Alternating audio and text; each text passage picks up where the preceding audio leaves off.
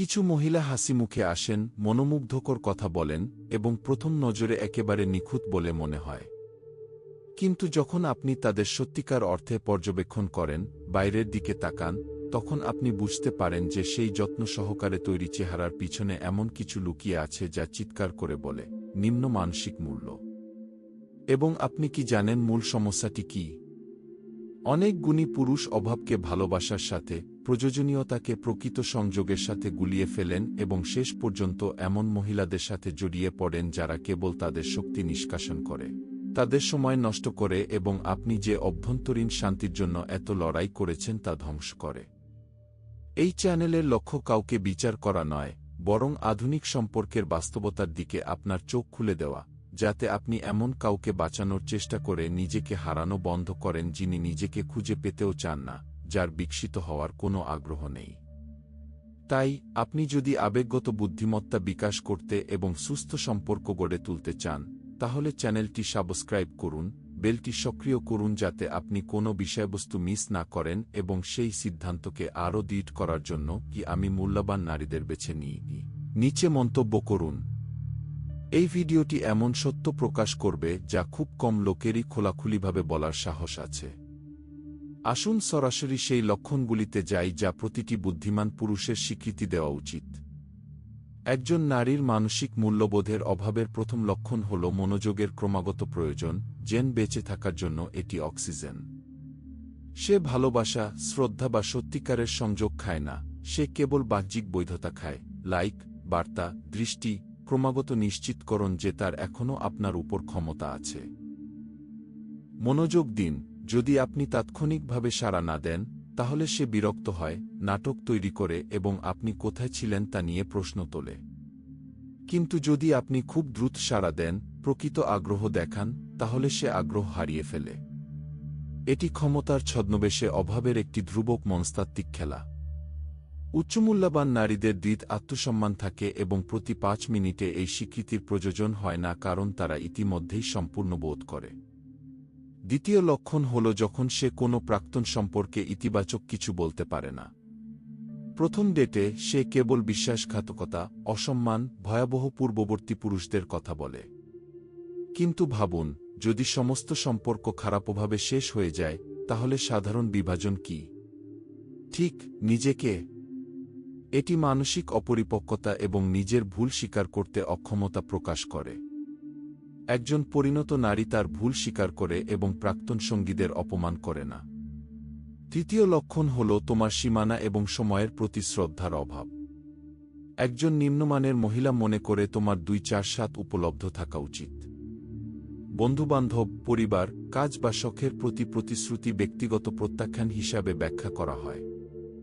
সে বোঝে না যে সুস্থ সম্পর্কের মধ্যে দুটি সম্পূর্ণ মানুষ জড়িত যারা একে অপরের পরিপূরক, দুটি নির্ভরশীল অংশ নয় যা একে অপরকে বাতিল করে দেয়।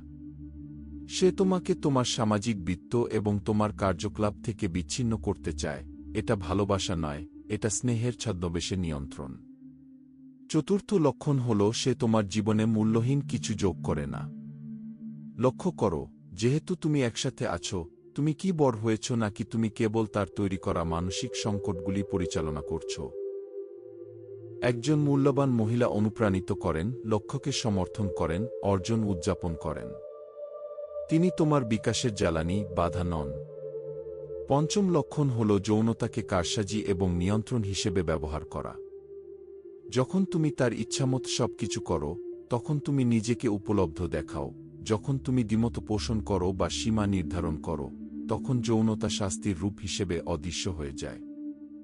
সে ঘনিষ্ঠতাকে একটি দর কষাকশির চিপে একটি ক্ষমতার কৌশলে রূপান্তরিত করে।